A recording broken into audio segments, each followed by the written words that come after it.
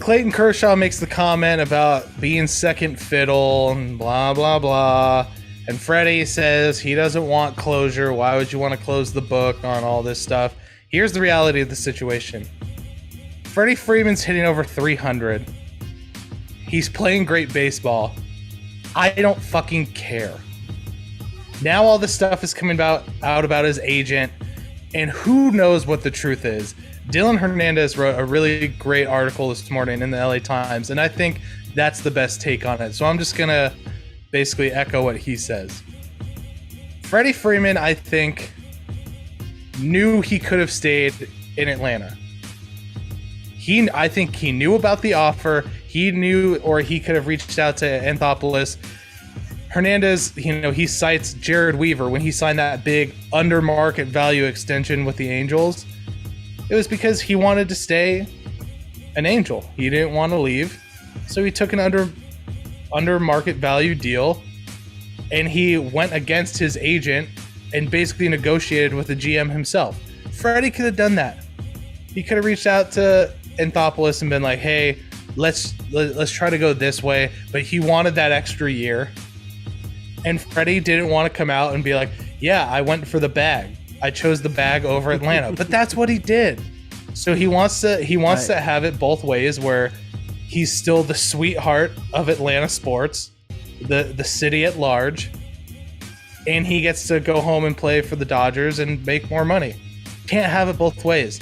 And I think he's going to realize that, and that's fine. He's just going to keep playing solid baseball, and I think he's locked in with the Dodgers now, and the Atlanta shit is over with. I mean, he did not talk to the media about it yesterday, Thursday, but I'm not worried about it. I think it's been blown out of proportion. Obviously, Freddie wanted to stay in Atlanta. We all know that. It's no secret. So everyone freaking out like, he doesn't even really want to be here. He wanted to stay in Atlanta. He came here. He's a professional. It's going to be fine. He's close. I just have one problem with this whole thing going on, because I'm sure there was some sort of miscommunication. Don't know who. No one knows the truth except for Freddie and his agent. But the only problem is you got guys who, I believe it's the hosts of fucking Dodger Talk or some shit, Dave Vessel or Wiesel, whatever. I don't know exactly how to say his name. Vassay, whatever. Vassay. He's a bitch, okay?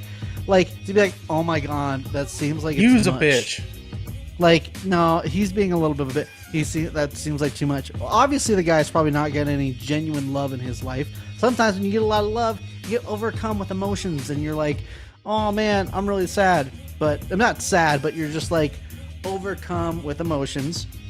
And so he cried a bit. Like, who gives a fuck?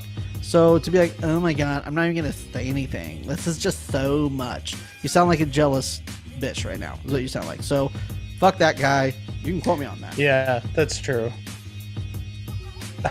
Dude, that's a Farhan guaranteed fuck you.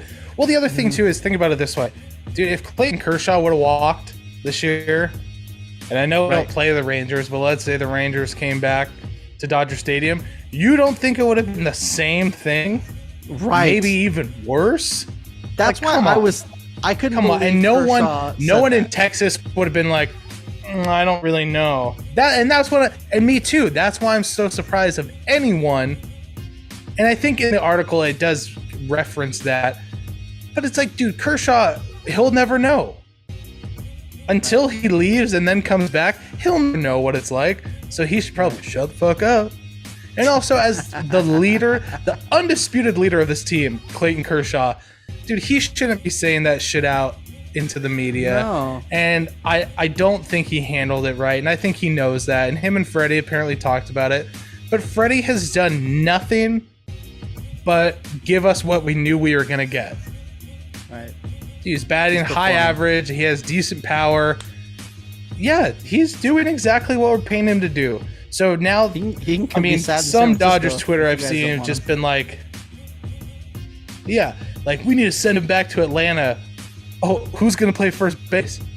Max Muncy, who's hitting about half of Freddie Freeman's average? Get the fuck out of here.